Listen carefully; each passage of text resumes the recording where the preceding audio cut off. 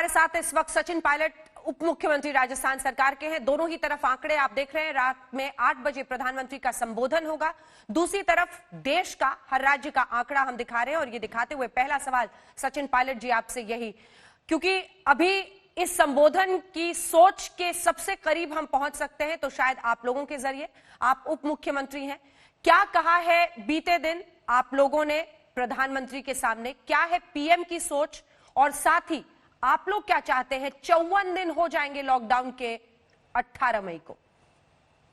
सचिन, प्रधानमंत्री जी क्या कहेंगे रात के 8 बजे, ये तो कोई नहीं जानता। लेकिन उन्होंने कई बार चर्चा की है राज्य की सरकारों के साथ, उनसे उनके सुझाव लिए हैं।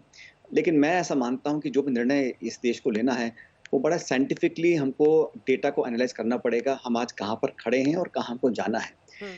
और लॉकडाउन की जो उपयोगिता है, जो यूटिलिटी होती है, मेरे ख्याल उसका काफ़ी हम इस्तेमाल कर चुके हैं। और लॉकडाउन को इलाज तो है नहीं, इसका इलाज तो वैक्सीनेशन से आएगा, वो कुछ महीने लग सकते हैं। लेकिन साथ ही साथ अर्थव्यवस्था जो बिल्कुल पटरी से उतर चुकी है, उसको पुनर्जीवित करना भी एक बहुत बड़ी चुनौती है। तो मैं ऐसा मानता हूँ कि जहाँ कंटेनमेंट जोन्स हैं, जो रेड जोन्स हैं, जहाँ संक्रमण बहुत फैल चुका है, वहाँ तो बिल्कुल मूवमेंट हमें अलाउ नहीं करना चाहिए। और सबसे अच्छी गनीमत की बात यह है कि ये कोरोना वायरस अभी गाँव तक नहीं पहुँचा, सिर्फ शहरों तक सीमित है।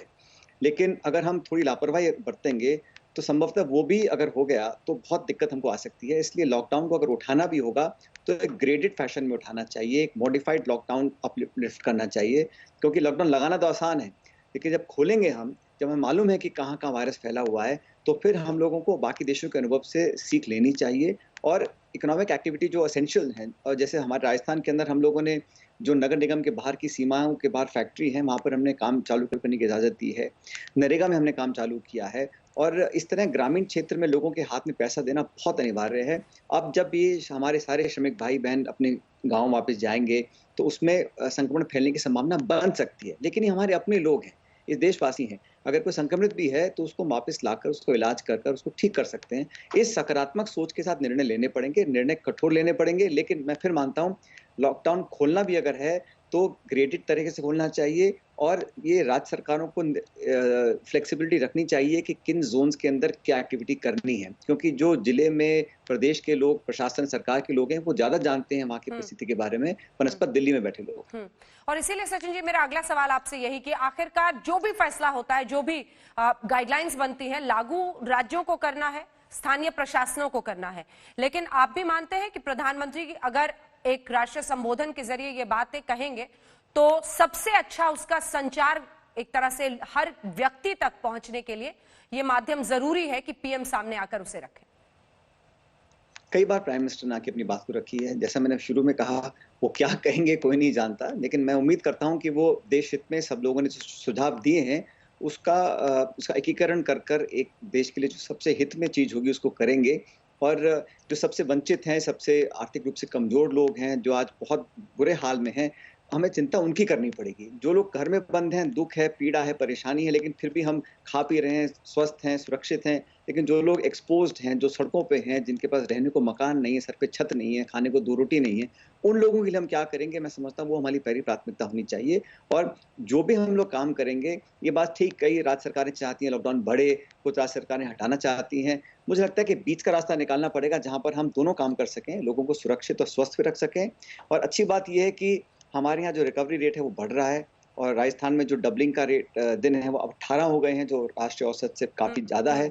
इसलिए हमें अलग अलग स्टेट्स में अलग अलग रणनीति अपनानी पड़ेगी। लेकिन स्टेट गवर्नमेंट्स को एम्पावर करना चाहिए कि वो स्टेट लेवल पर निर्णय लें, ताकि लोगों की सबसे बेस्ट हम लोग सुरक्षा और सेवा कर सकें। बिल्कुल, हम आंकड़े भी आपके राज्य के दिखा रहे हैं। 2.86 सबसे कम मृत्यु दर जिन राज्यों में है उनमें आपका राजस्थान शामिल है, मामले इतने होने के बावजूद। मेरा अगला सवाल आपसे यह है कि क्या आप आंशिक लॉकडाउन के संकेत दे रहे हैं? क्या आपकी सरकार, राज्य की, चाहती है आंशिक लॉकडाउन हो, यानी वही जो पहले से हम बात कर रहे थे कि कंटेनमेंट जोन्स हो, जिला स्तर पर हो या राज्य स्तर पर नीति बने? किस हक में है? मुझे लगता है कि एक तरह से आंशिक लॉकडाउन तो अभी है ही। हम लोगों ने राजस्थान में एक मॉडिफाइड लॉकडाउन लगाया हुआ है। जो ग्रीन जोन है वहाँ मूवमेंट है, लोग पासेस बना के अलग अलग जिलों में जा सकते हैं जहाँ पे ग्रीन जोन्स हैं। तो एक तरह से ये लॉकडाउन मॉडिफाइड हो चुका है। अगर आप लॉकडाउन हटा भी दें और ट्रेन, वायु सेवा, बाजार, दुकानें सब बंद रहेंगी तो फिर वो लॉकडाउन ही हुआ एक तरह से। लेकिन जैसे आप कह रही हैं कि ये एक तरह का modified graded lifting of lockdown हमें करना चाहिए, और वो कई राज्य ऑलरेडी कर रहे हैं। लेकिन मैं फिर कहना चाहता हूँ, जो आज सेफ जोन है वो बहुत जल्द 2-3 दिन के अंदर ये संक्रमण फैल सकता है, और फिर यही दोबारा वो रेड चिंता जोन में है, आ सकते हैं। यही चिंता है इसलिए रेड सचिन जी। जोन्स एक को सेकेंड पूरा कंटेन करना सचिन जी, चाहिए। यही चिंता है, और इसीलिए जो आंकड़े अब हम आपको दिखा रहे हैं, सबसे पहले 5 राज्यों का आंकड़ा दिखाइए, जिसके जरिए हम रोजाना अपडेट करके अपने दर्शकों को बता रहे हैं कि देखिए, महाराष्ट्र, गुजरात, तमिलनाडु, दिल्ली और राजस्थान, इन 5 राज्यों के आंकड़ों को जोड़िए, भारत में जो कुल कोरोना के पॉजिटिव केस है उसके डिवाइड कीजिए और फिर इनटू 100 कीजिए। परसेंटेज में 72, कल बीते दिन 65-66% के आसपास था, लेकिन आज के आंकड़ों के मुताबिक ये 5 राज्य 72.3% मामले इनकी वजह से हैं, और महाराष्ट्र और गुजरात सिर्फ ले लीजिए तो 45% मामले देश के कुल मामले सिर्फ इन 2 राज्यों की वजह से है। क्या आपको नहीं लगता है कि राज्य तौर पर, राज्य के स्तर पर बहुत स्ट्रिक्ट एनफोर्समेंट और राज्य के स्तर पर बहुत ज्यादा काम की जरूरत है? काम सारा राज्य कर रहे हैं ना, क्योंकि जो हॉस्पिटल्स हैं, डॉक्टर्स हैं, नर्सेज हैं, वार्ड बॉयज हैं, जो संघर्ष हो रहा है वो तो जिला लेवल पर, ब्लॉक लेवल पे हो रहा है। दिल्ली की सरकार ठीक है, समन्वय कर रही है, निर्देशित कर रही है, लेकिन जो एक्चुअल संघर्ष है सड़कों पे, अस्पतालों में, वो तो राज्य सरकारें कर रही हैं। लेकिन आपने जो आंकड़े दिए ना, मैं एक संशोधन करना चाहता हूँ। आप ये भी दिखाइए कि किस राज्य में कितना टेस्टिंग हुआ है। आप टेस्ट ही अगर नहीं करेंगे तो वहां पे आपके पॉजिटिव केसेस नहीं आएंगे, और फिर वो अंडरग्राउंड भगवान जाने कितने ज्यादा बढ़ सकते हैं। तो ज्यादा टेस्ट करना, जो साउथ कोरिया ने किया है, टेस्टिंग करने के बाद उनको आइसोलेट करें और फिर ट्रीट करें। आप टेस्ट करना बंद कर दोगे तो आपका आंकड़े शून्य हो जाएगा, लेकिन बाद में बहुत दिक्कत देगा। अभी ऑलरेडी अमेरिका में लोग कह रहे हैं कि ये सेकंड वेव आ सकता है अक्टूबर नवंबर में, चीन में ऑलरेडी आ रहा है। तो ये लंबा समय, साल 1.5 साल रह सकता है हमारे बीच में। तो इसको हमें बहुत ही पॉजिटिव सोच के साथ, और एक तरह की एक खासकर देहात में ऐसी बात हो गई हिंदुस्तान के अंदर कि ये एक तरह से नकारात्मक सोच हो गई है। मतलब अगर आप पॉजिटिव हो गए तो बहुत, जैसे आपको गलत नजरों से लोग देख रहे हैं। ये भेदभाव की भावना नहीं होनी चाहिए, किसी और बीमारी की तरह है, बहुत अधिकांश लोग इसे ठीक हो रहे हैं, ये एक अच्छी पॉजिटिव बात है। तो उस सोच के साथ हमें काम करना पड़ेगा। लेकिन राज्यों में जहाँ संक्रमण बढ़ रहा है वो शायद इसलिए बढ़ रहा है क्योंकि हम स्क्रीनिंग ज्यादा कर रहे हैं, और स्क्रीन ज्यादा करने के बाद अभी आप आंकड़े दिखा रहे हैं, लेकिन जो ठीक होने के हालात हैं वो भी हम बेहतर पैदा कर सकते हैं। ठीक है, 2 और आंकड़े जो बहुत मुझे महत्वपूर्ण लगे और जिसका हमेशा जिक्र हो रहा है, एक बार फुल स्क्रीन दिखाइए। ये recovery rate Sachin ji, recovery rate जब हम देखते हैं, ये तो डेटा है कि किसको कितने किस राज्य में है, ये रिकवरी रेट देखिए तो हिंदुस्तान का रिकवरी रेट अभी 31.7 है, और वहीं ईरान में बुरे हालात हैं, 80 के ऊपर है, 66 के ऊपर स्पेन में, 48 इटली, कनाडा 47, ब्राजील, पेरू, ये तमाम देश ऐसे हैं जो ऊपर है। हमसे नीचे फिर रिकवरी रेट में बेहतर अमेरिका, जबकि वहां पर मरने वालों की संख्या इतनी ज्यादा है लेकिन वहां पर संक्रमण भी बहुत ज्यादा है, रूस, चीन। हमने ये ग्राफिक्स भी बनाया है।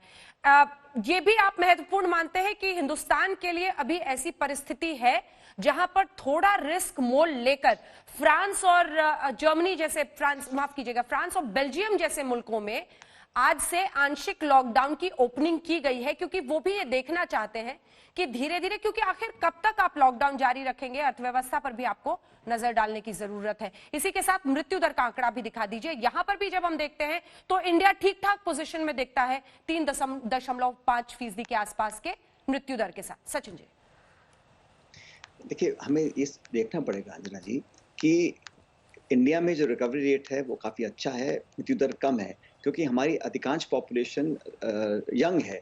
जो इटली और फ्रांस की पॉपुलेशन है वहाँ एज ज़्यादा थी, और हमारे यहाँ पर अभी तक सब कुछ हमने कंटेन किया है। लेकिन मैं फिर कहना चाहता हूँ, हम बिल्कुल लापरवाही नहीं कर सकते। हमारे पास वो आर्थिक संसाधन नहीं है जो अमेरिका और इंग्लैंड के पास हैं। अगर हमारे यहाँ कम्युनिटी ट्रांसमिशन हो गया तो हम इसको संभाल नहीं पाएंगे। तो हमें, जो हमारी अब तक की कामयाबी है, इस पर हमें ओवर कॉन्फिडेंस होकर हम बहुत लापरवाही कर दें, ये बिल्कुल हम इस रिस्क नहीं ले सकते हैं। लेकिन जो आप कह रही हैं, मैं भी कह रहा हूँ कि हमें रिस्क लेना यहाँ तक पड़ेगा कि जो खेतों में काम हो रहा है, जो एसेंशियल कमोडिटीज की जो फैक्ट्री, कारखाने, उनको हमें खोलना पड़ेगा, क्योंकि 50 दिन के बाद भी लोग घर में रहें और खाने को रोटी नसीब नहीं हो, ऐसा संभव नहीं है। इसलिए हम लोगों ने उपाय ढूंढे हैं। नरेगा के तहत लोगों को काम मिल सकता है। आज 25.5 लाख लोग नरेगा से राजस्थान में काम ले रहे हैं। इंडिया में नंबर 1 पर हमारा प्रदेश आ गया, क्योंकि हम लोगों को घर जाके उनके मकान बनाने के लिए उनको दिहाड़ी दे रहे हैं। अब उसके हाथ में पैसा आएगा, गरीब के हाथ में, तभी तो अपना पालन पोषण कर पाएगा वो। तो हमें इकोनॉमिक एक्टिविटी खोलनी चाहिए, लेकिन रिस्क अवर्स होकर। अगर आप रिस्क लेने की बात करेंगे, हमारा देश कोई छोटा-मोटा टापू नहीं है, इतना बड़ा मुल्क है। अगर यहाँ पर आपने थोड़ी भी ढिलाई कर दी गलत तरीके से, तो उसके बहुत दूरगामी नकारात्मक परिणाम आ सकते हैं। सावधानी से मेडिकल एक्सपर्ट्स की बात सुनकर और साइंटिफिक तरीके से हम लोग अगर काम करेंगे, तभी हम लोग बहुत जल्द कामयाब हो सकते हैं। ये वही चिंता है जो हर किसी के मन में है। लोग ये जानते हैं कि धीरे धीरे एक्टिविटी शुरू करनी है, लेकिन हर कोई चाहता है कि लापरवाही कहीं ना हो, वरना बहुत बड़ी कीमत चुकानी पड़ सकती है। आखिरी एक सवाल जो मैं आपसे पूछना चाहती हूं, मजदूरों को लेकर जो अन्य आप कह रहे हैं कि लॉकडाउन की गाइडलाइंस, लॉकडाउन को लागू करना, कैसे क्या कुछ किया जाए, ये सब कुछ जिला स्तर पर प्रशासन के अधिकारी कर रहे हैं। तो क्या मजदूरों को लेकर भी जो राज्यों की जिम्मेदारी है उसको बेहतर निभाने की जरूरत है? कई जगहों पर यह देखा जा रहा है कि मजदूरों के पलायन को प्रोत्साहन मिल रहा है, कई राज्यों में डर है।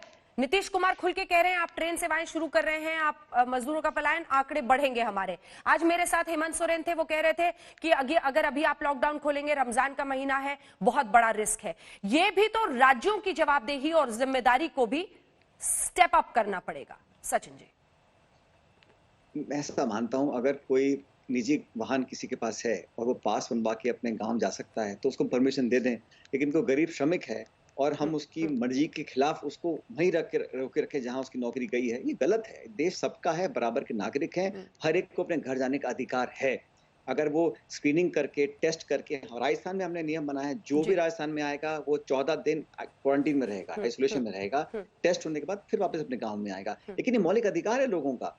आप अपने इंडस्ट्री के लिए अपने डर की भावना से आप कहें नहीं, आप वहीं रहे जहां आप हैं, ऐसा नहीं हो सकता। हमें फ्रीडम ऑफ मूवमेंट है देश में, हम अपने घर जा सकते हैं। उसको फैसिलिटेट करने के लिए आप स्क्रीनिंग कर रहे हैं, टेस्ट कर रहे हैं, प्रिकॉशंस रखें। लेकिन ऐसा नहीं हो सकता कि आप कहें कि हमें डर है, आप वहीं पर रहो जहां पर आप हो। कब तक रहेंगे लोग? आप कहते हैं घरों में रहो, जिसके पास घर ही नहीं वो कहां जाएगा बेचारा? देखिए, लोगों को लाना पड़ेगा अपने घरों में, इतनी संवेदनशीलता में बरतनी चाहिए। बहुत बहुत धन्यवाद आपका। सचिन पायलट, उप मुख्यमंत्री राजस्थान, आज तक के जरिए अपनी बात देश के सामने रखते हुए